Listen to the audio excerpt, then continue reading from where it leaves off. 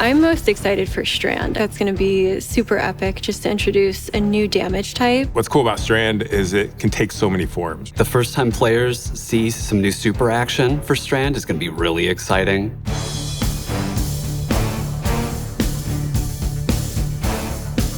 Strand is this network of metaphysical connection. Objects, people, past, present, future. We call it the weave. Anytime a guardian needs to use Strand, revealing all the strands around them, reaching in, weaving weapons. Each of the supers kind of reflect that idea, weaving into needles, weaving it into a giant rope dart, weaving it into claws, revealing it as these green strands in the world. Green was definitely like something that we were excited about because it stood apart from other damage types. It kind of gave it like its own visual language. World strands are the things that are like more organic, flowing. It almost looks like a curtain of strands that flicker in and out of reality. The idea of like the strings, like the strands lighting up the world. I think that was when everything kind of started to come together, and like that starts to then influence what's the design? What is the VFX gonna look like? What does audio sound like for it? We really wanted to visually show that there's some sort of order in the universe or some sort of chaos. But when players take it in, they're weaving these weapons of destruction. When developing Strand, we wanted the emotional fantasy to be based on ropes and strings, and the mechanical fantasy to be rapid movement, creating objects out of these strands.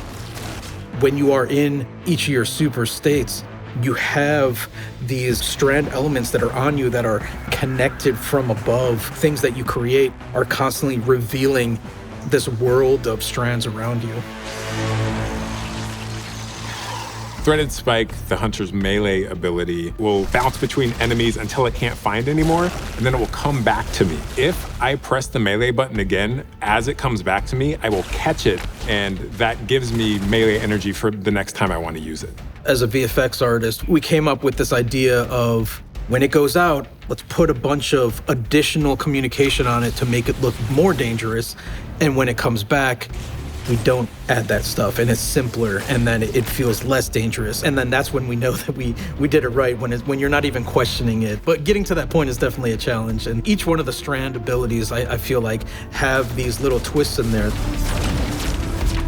It's so important that you can tell what it is at a moment's notice. And then as we go through the process, there's revisions and refining it based off of play tests. Sometimes there are small visual changes. Sometimes it's like overall big differences. And I think a good example is the Titan Super. We had this really cool swipe attack that was severing enemies, but it was hard to chase those enemies down. We need a long-range attack for the Titan that is going to enable us to get close with the melee attack and attack them. And Suspend was a natural choice for that. One really cool thing we're introducing with Strand is the ability to suspend combatants. Combatants are lifted up into the air, they're suspended in these strand webs. Their limbs are now like connected to these invisible strands and they are vulnerable. Then you can then start to set up combos on top of that, or even just, I need to take a breath moment. That really gives you and then your fire team members an opportunity to kind of set up 1-2 punch kind of combos. Sometimes you can use it more as utility and provide support for your team. And so I think that's going to create like a lot of opportunities where Strand's going to be valuable no matter what. I think it was really that moment where everything kind of like clicked and we're like, everyone on the team was like, oh, I get what Strand is now. A big part of Strand, looking at the concept art that we tried to clue into, was the idea of cosmic webs. What do cosmic webs sound like? Anything that kind of evoked this feeling of tension and pulling.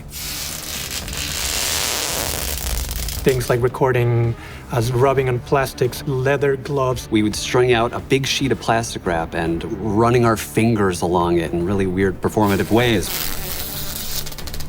We actually start taking these sounds and combining them together and creating new things that are starting to sound a little bit more like something that could be put into the game. That's just kind of the fun part of the sound design process that really brings everything together.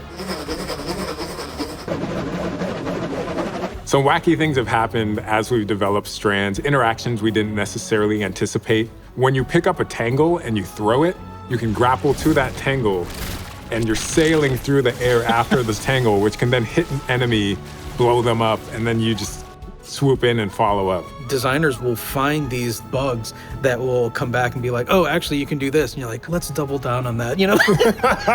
Let's make that bug a feature. One of the coolest things about the way that we work at Bungie is we will take someone's awesome idea, and through playtesting, through iteration, we can keep tweaking it and make the idea better. And then as we start to add the animation support, the VFX support, the audio support, that's when it really starts to come to life.